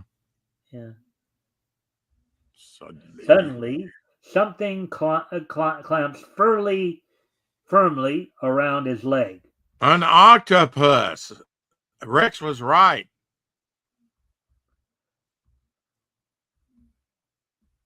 Not a squid, Mike. Well, it could have been a squid. It could have been a squid or an octopus, but you were right there. It was an octopus. Yeah. All you got to do is read the story. No narration. Come on. Rex barely has time to get out his knife before the clammy tentacles start wrapping around him. Ooh, nice adjective. Clammy. It's still water based. Clammy tentacles. Yeah. Really a good I way had to an put it all ex-wife together. that was like that. She had clammy tentacles. If I can cut off a few of these darn tentacles, I can break free and get a divorce. Oh. A final savage thrust, and Rex breaks free and heads for the surface. Reaching the surface, Rex is quickly hauled aboard the super sub. You look as if you've had a battle, sir. Yeah, with an octopus. Tim should have the repairs made in a few hours, Professor. Then we can bring his sub up. That's fine. A short time later, Tim's sub breaks the surface. There's Tim.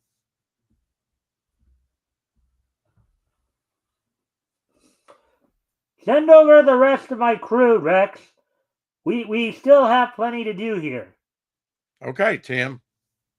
We'll stick close together on the way home in case you need help.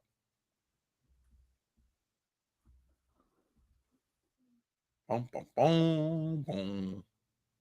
There's that squid. I mean, octopus. Soon, the two subs start the journey homeward. Tim doesn't seem to be having any trouble keeping up with us.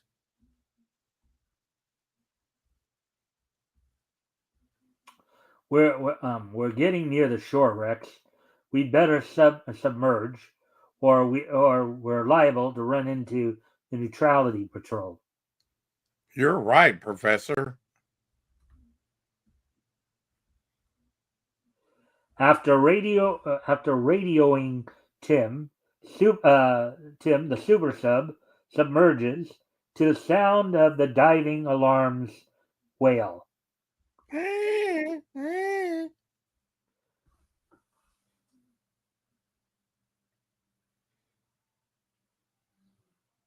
Switch on your oscillators, Pete. We're nearing land, and I want to know the depth at regular intervals. Right, sir. I guess that was me, but I couldn't tell. Oh yeah. Later, we'll come up for a look around. I hope Tim isn't having any more trouble, like sinking. Rex, my oscillator's going crazy. 1 minute we were a safe distance from shore, and the next we're only a stone's throw away. Ooh, collision alert. Much. Rex, King of the Deep. What the? Stop engines! Surface ship! Radio Tim, we're coming up! Am I dreaming? We should be in daylight. Instead, it's as black as night. Turn on our searchlight, Professor. Ye gods, Rex, we're in a gigantic cavern. And look at that shadow overhead. I know, they made it look massive, like it's Batman. Mm-hmm.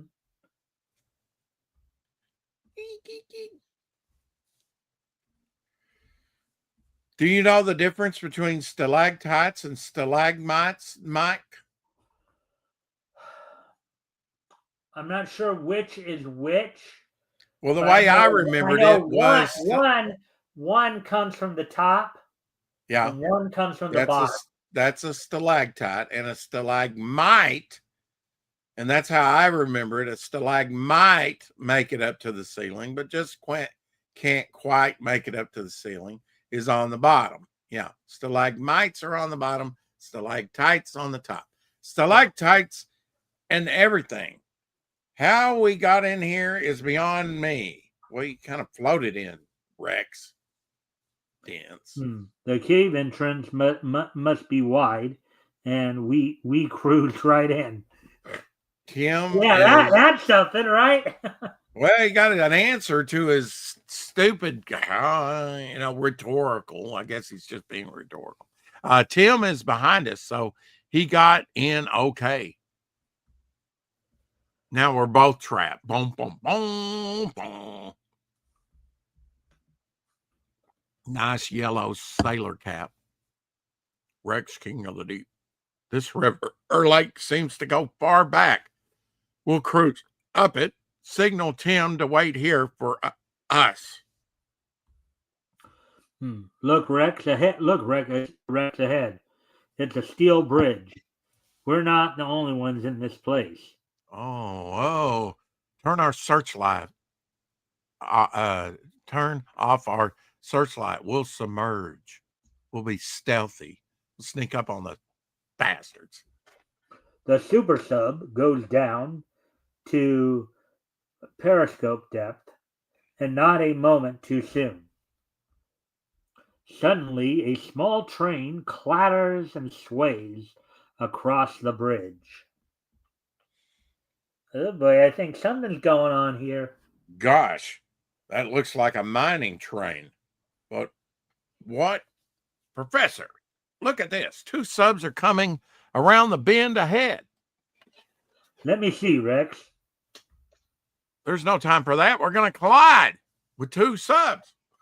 Rex and the Professor see a huge cargo sub, followed by a smaller one, slide slowly past the submerged super sub. I wonder if there's some kind of smuggling thing going on here. Maybe. Yeah. They didn't even see the super sub. That was convenient. Mm-hmm. Who are these mysterious subs? What has Rex stumbled upon in this strange cave? Read it in the next issue. But you don't know if it's a smuggling thing because there's mining carts. Maybe they've created a shaft to a known mine and they're stealing from the mine and smuggling the gold out or something. Yeah, that could be possible. All right. So overall impressions, Rex? We'll go up to the top of the page so I can read the title again. Rex, King of the Deep. I love it because my name's on it. And I love underwater stuff. Any commentary on the writing or anything like that? When they shortcut and they try and do, and of course you read most of that and fell into that, so I didn't get confused too much from it. No, it's could have been a little bit snappier, but then you could say that about a lot of the Golden Age books. But for the most part, it held my attention. even while you were reading. Hmm. All right. So now that we've kind of done the more focused on the specific story, so now we get to the comparative between. Okay, so tonight we read two features. We read two features, two stories. Between the two, which one did you either like the best or made the best impression, I and like why? Rex King of the Deep because that's the one we just did, and it's got my name on it, and it's underwater adventure. And All I'm a right. sucker for underwater adventure. And that So stems you're back kind of a from the old seafaring guy then, right? that You're kind of stems back from the old 60s cartoons for me, and shows like Flipper and Moby Dick from Hanna-Barbera, and just any underwater stuff just Aquaman, fascinated. the Filmation's Aquaman as well. Filmation's Aquaman, and that really made Aquaman a star for the very first time. And around that time, he got What's his kind of funny? What's kind of funny in that particular series, the powers aside from the mental telepathy with the fish, right. the powers he had in the Filmation series were original to that series. The only power from the comics that he had was at what was the comics of the time period and even prior was the Right. telepathy with the fish. And even the Golden Age Aquaman did not Yeah. have telepathy with the fish. Yeah, that kind of became standard after that. It was featured in Super Friends too, that he would have that power. If you think about, I thought Aquaman's always been undersold because if you can withstand the depths of the ocean, you got to be more like Submariner or Superman, you know. Well, That's almost like flying in space. You've got all that pressure on you. And so you got to be pretty strong, right? And he's a strong swimmer. I well, think I don't know how much you know about um, Earth 2's Aquaman because there was an Aquaman on Earth 2. The Yeah, Golden I Age mean, Aquaman. that was the first Aquaman of the Golden Age series, and Yeah, Aquaman was always a secondary character mostly in the back of Adventure Comics. right. And Ramona Frieden later co-created his sidekick Aqualad, but who was also featured in the Filmation. And I think after watching um Flash Gordon Goes to Mars movie serial, you'll see in one of the episodes, I believe it's episode 4. I could be wrong about the episode, but I think that's where they actually got some of the inspiration for the first Golden Age Aquaman costume from what he puts on and wears, and with that blonde hair. And Aquaman had blonde hair, and remember Buster Crabbe that played Flash Gordon was an No, Olympic I don't because swimmer. I never saw the serial. But Do you know who Buster Crabbe is? this is the first time I've heard the name, but based on how He's you're so talking young. about him, he's probably an actor who I'm guessing probably portrayed Flash Gordon in the Flash Gordon serial. Do you know? You are correct. Give that man a cigar. No, don't. He doesn't smoke.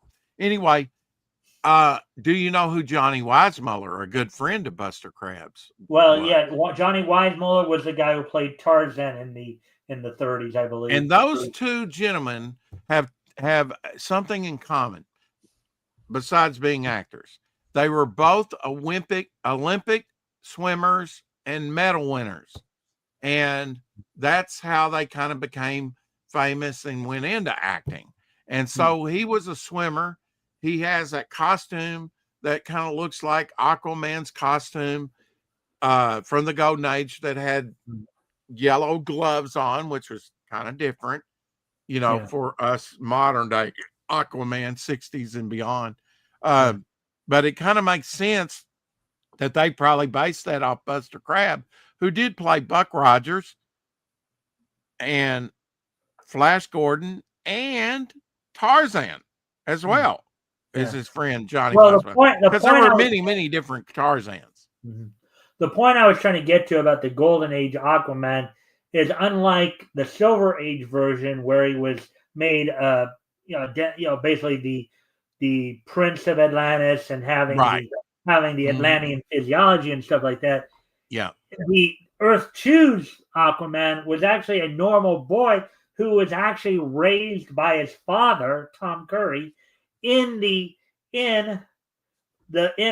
marine environment, basically underwater. He raised him underwater, basically raising him to basically be more like a fish. Yeah, I mean, when it comes to Aquaman, he's had several stories told and retold and stuff, almost like Hawkman. He's had his origin retold and different things. It's kind of a mess. But you're right about the Filmation cartoon. That kind of made, he was, like I said, a secondary character in the back of Adventure Comics until that cartoon. And then he kind of became mainstream with his own they made it. That was his the own start of comic it, book, and then later in Super Friends. Right? Yeah. Then that I was just about to go there. Mm-hmm. He really became, but even in Super Friends, they scaled back because in Filmation, they did. They gave him the ability to throw those pressure balls as well as create like mini whirlpools in the water. But in Super Friends, all he could do was they just had him basically, go back to, being able to communicate telepathically with fish. And they probably did give him some enhanced strength underwater, made him a good swimmer and all that. They never did really give him much playtime. In fact, in season 4, Mike, they have him in the opener, but he's not in one episode. He's in the opener, but he's not even in one episode. Are you talking about Super Friends? Are you talking about Super Friends Legendary Superpower Team? I'm talking about Super Friends season 4. Which I believe is that the one with Firestorm is where I'm. No, that comes later in the 80s.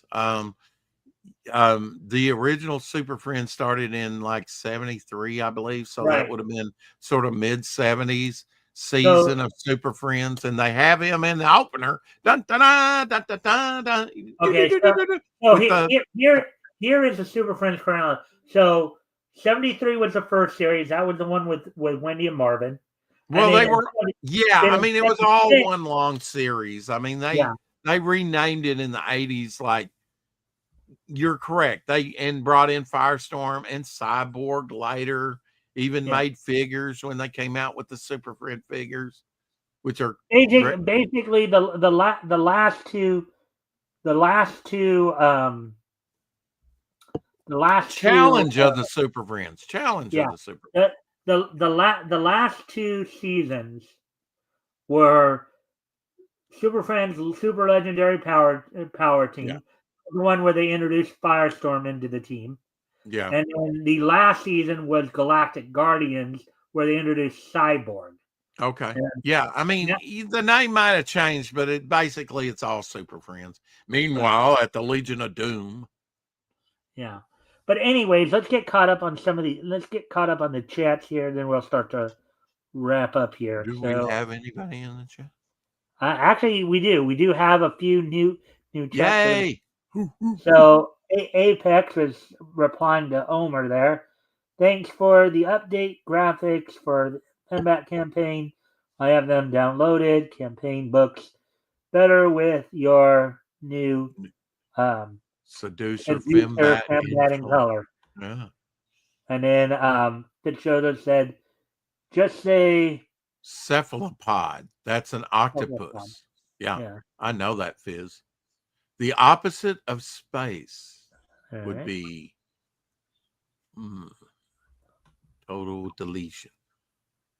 Yeah. Buster Crabblade, Flash Gordon, and Buck Rogers in the movie series. Absolutely. In multiple movie serials with Flash Gordon. Super Friends made Aquaman a joke. Yeah. Basically, again. Well, yeah. I mean, post-crisis, they did give him like some supernatural powers, some magical powers, and they even put a hook on his, which they played up in Justice League. A harpoon. Yeah. Yeah. And then hey Natsumi. All right. So anyways, with all that being said and done, as we are of course Now done with all that. Now, with today being Sunday, we're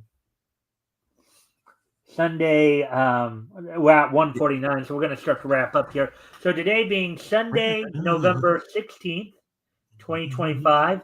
Already. Wow. Yeah. Oh, actually, I forgot. Did I ask you that? Did I ask you which one I asked you which one you like the best, right? Yes, Rex. Yes. Yeah.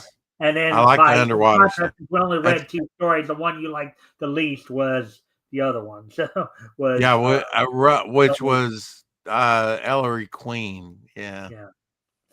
All right. So, anyways, with today being Sunday, November 16th, 2025, let's take a look back at this weekend in Nietzsche history. History. So let's see, 1695. Can't wait to see what happened this weekend.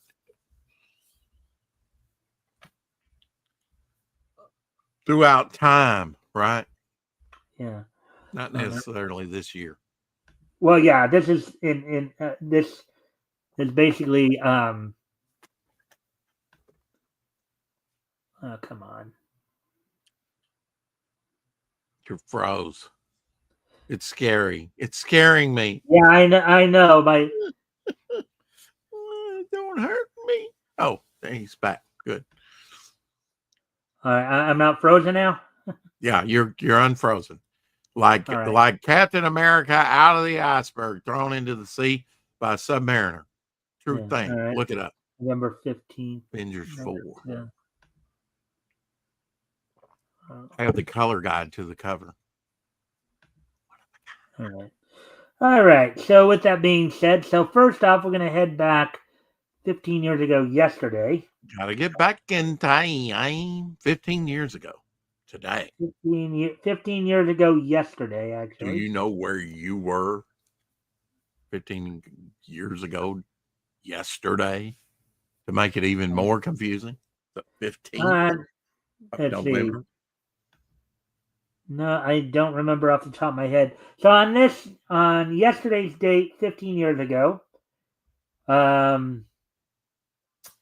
the American children's animated television series Marioku Yummy completed its run. It was completed its run on the hub.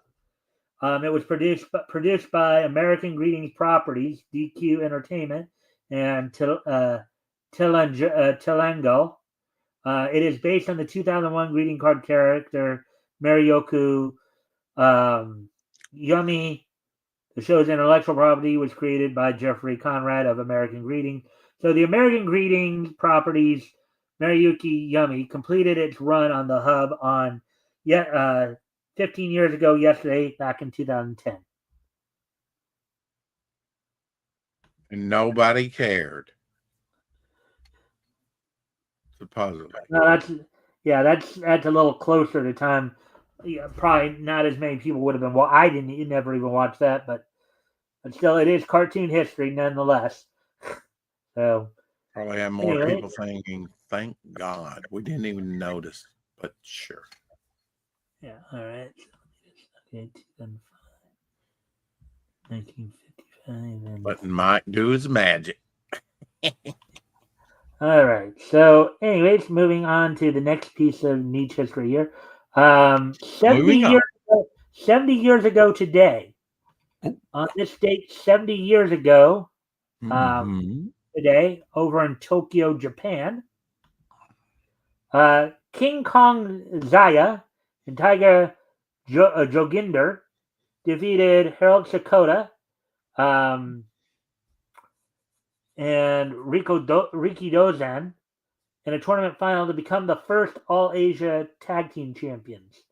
So on this date, 70 years ago, in Tokyo, Japan, King Kong Zaya and Tiger Joginder defeated Harold Sakota and you just wanted to read those again.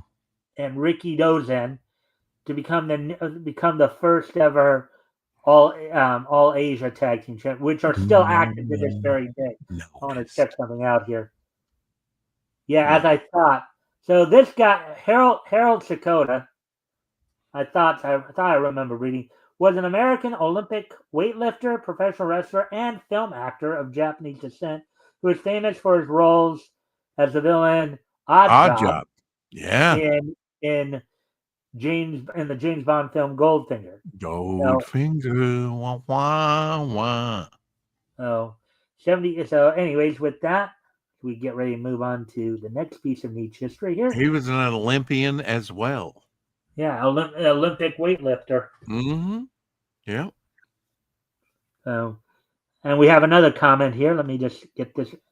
I was talking about how the intense pressure of the deep ocean is the opposite of outer space, which Which has has no. no pressure. Yeah. Yeah. So, Aquaman's got to be a pretty tough guy to, you know, navigate the cold and of the deep. Well, And I know Apex said he was in the Navy. Were you in the Navy as well, Rex? No, I read about it in a book once. I do know some guys have talked about, sometimes if you come up too fast from being down, you get the bends. I've had, yeah. And I mean, he does that. He navigates that. It probably doesn't even bother him. And if you think about it, he's got to have some good eyesight too, like Superman, because there's no light down there. There's only bioluminescent fish and stuff. So how does he see? Maybe he glows, and we just never know it. I don't know. Yeah. Anyways, moving on to the year Or other 1995, senses. 30 years ago today. I'm On this hanging by date, my fingertips, just waiting. 30 years ago today, in 1995, You got the about 6. 200th issue of Cerebus from the Canadian comic book Ah, company Aardvark-Vanaheim went uh-huh. on sale on this date back in 1995. Sold for, I guess, a Canadian $2.25 and was 40 pages. Had the Yeah. Cerebus story epilogue and Peace on Earth. Yeah. Number 200. It only ran for 300 issues and was the longest running independent comic till Spawn number 301 overtook it. And he had said, Sim had said that he only wanted to do like 300 issues to begin with. And that's what he did and ended it. Of course, he did a lot of other off branch stuff that was Cerebus related as well. But now Spawn is the longest running independent comic of all time. Yep. Running over 20 years, over 360, about 370 issues right now. All right. Yep. Mm-hmm. And finally, And he's only got about 3 minutes to do it, to do the wrap up. Well, we'll probably go slightly over at the rate we're going here. No, I was trying not to. Slightly over, but that's okay. I mean, He'll never have me back on, folks. We went over last time. He's going to summarily get me. No. Actually, if you can stick around after the show for a few minutes, we can actually talk a little bit about that. So, okay. All right. So on this date, 20 years ago today, back in 2005,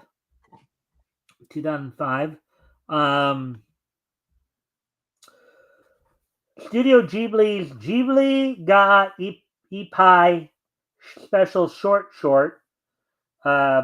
premiered. 10 episodes there. This is an OVA special type of thing. But on this date, 20 years ago, Studio Ghibli's OVA special, Ghibli ga Ippai special short was released on this date back in the year 2005, 20 years ago today. All righty then. So with that being said, let me see that last comment from Shozo there, and I'm going to give you one last chance to do any promotions you want, Rex, and then we'll wrap things up here. Okay. So it would be cool if Aquaman had sonar like a whale. All right. So okay, Rex. I'm gonna hand the show up for you for a moment. If you want to go ahead and make any last pitches for your work, your channel. Tell everybody what you're doing this week. I think you got the shtick right. Yeah, one thing that I've started doing every week is Feature Friday, where we talk about a comic book creator. We just covered Jim Starlin a little bit. We didn't get much to him because I had a couple guests on as well, Keith Gleason and Michael Krieg, a couple comic book creators of the community. But we'll revisit Jim Starlin sometime next year, or maybe I'll do, another, stream and feature some of Jim's other stuff since we were kind of slided. I kind of thought about that. We covered Jim Steranko this year already. Next Friday, we will be doing Mark Silvestri and Kurt Swan. To follow out the year in December, we're going to do Todd McFarlane, Jim Aparo, Dave Stevens, and George Perez. And I want to lead off with Brian Bolland for 2026. I really like his stuff. But like I say, we'll revisit some of these great creators on every Friday. But we do a daily show called 4 O'Clock Shadow. That's 4 Central, 5 Eastern. And we talk mainly about comics. About the only thing that I'm collecting now, not reading, unfortunately. And I've been waiting to get issue number 1 of this, Herculoids. I collect Herculoids and Spawn.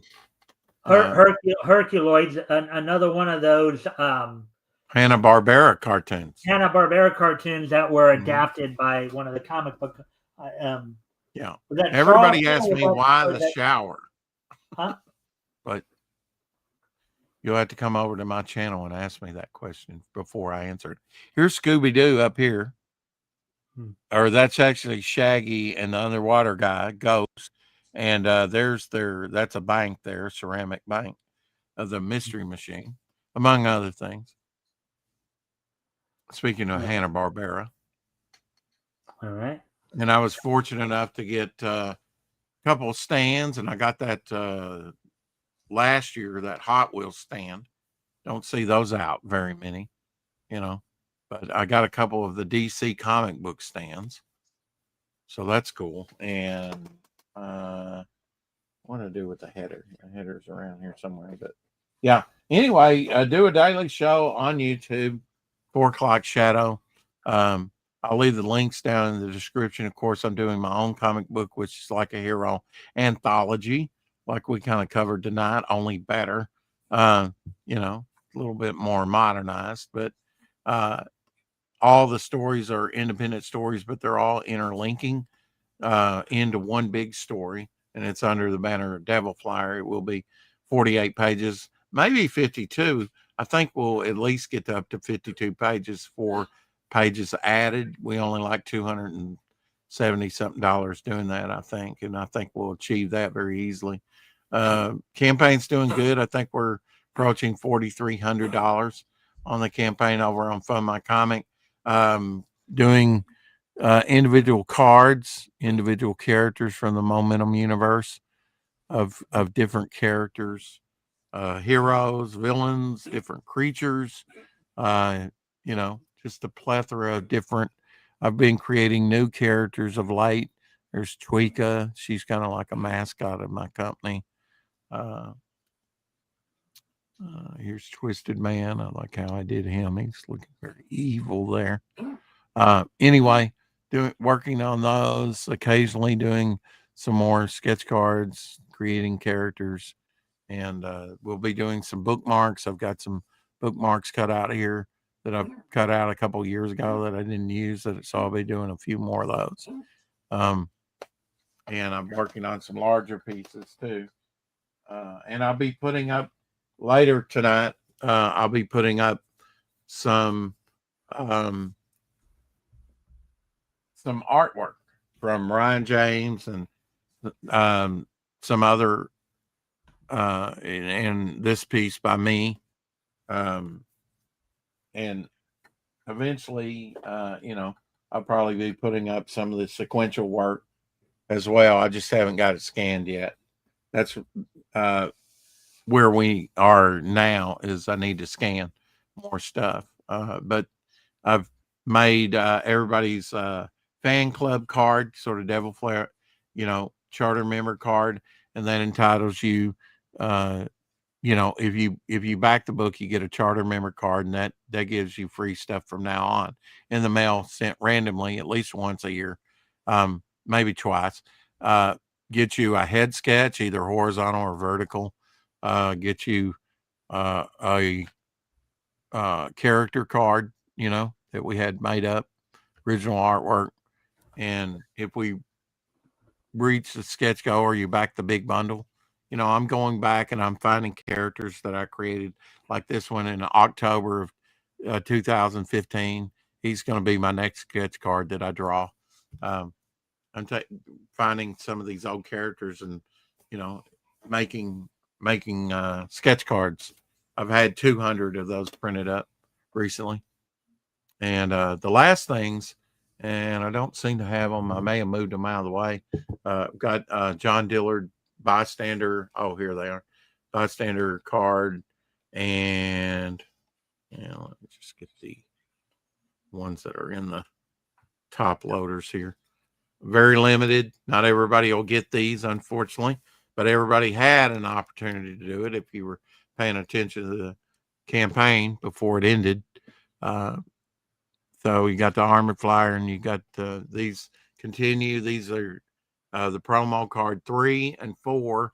I put out an Ashcan a couple years ago, 24 pages, and did 3 bookmarks and 2 promo cards with that, trading cards. Those were in black and white because it was a black and white campaign. This is in color, so we got color for these. Not all my books in color. Some of it's in color. Most of it's in black and white. Putting that all together right now. All right. So we can catch, and you've already told us when we can catch and all that, right?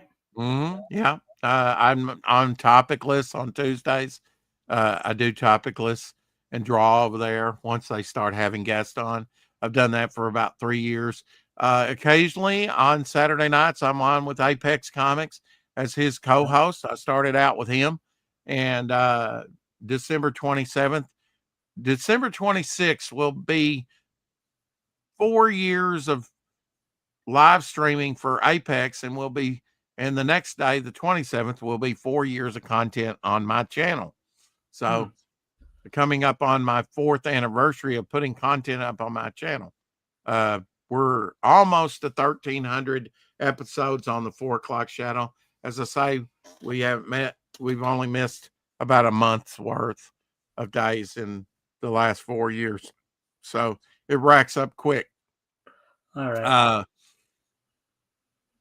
On Fridays, I'm starting to do talk political matters, and I do have that streamed to my service as well on my channel. With Janet from Another Planet. So I'm doing her Friday shit show. I've caught that a bit. All right, Rex. Well, if you can stick around after the show here for I can. For post show wrap up and all that. That's just fine. Bust all right, my chops, folks, about what I did wrong on the show, but sure, I'll stick around. Yeah. Well. Anyways. Give me more credit, he says, than that. Come on. Anyways, with that, I thank everybody for being here tonight. Hope everybody enjoyed the show. We'll be back here with, of course, more Niche News tomorrow. Of course, next week I'll be joined by Apex from Apex Comics, and we'll be continuing our trip down comic history lane, July 1940. I believe next week we'll be hitting up some comics that went on sale from Harvey Comics. I think they were under a different name, though, at that time, of course, as many of these comic companies we know of. Yeah. Or like you said, they might have, it's all the same company, but they got like different names, different branches, right? I know one of the names is Brentwood, but yeah, Brentwood Publishing. But with that, I thank everybody for being here, and I hope to see everybody back here Woohoo! tomorrow. You the man. Bye.